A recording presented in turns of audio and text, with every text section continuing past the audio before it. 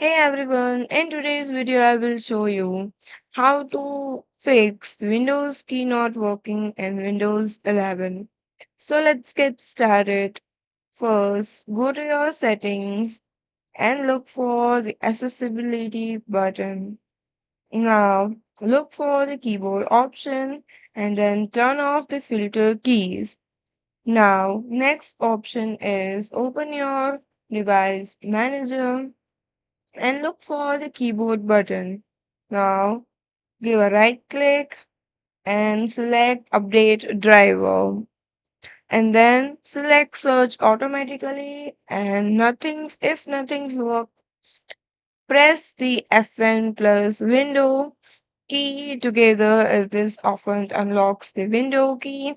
And that's it, your window key it should be back in action. So that's all for today. Thank you for watching.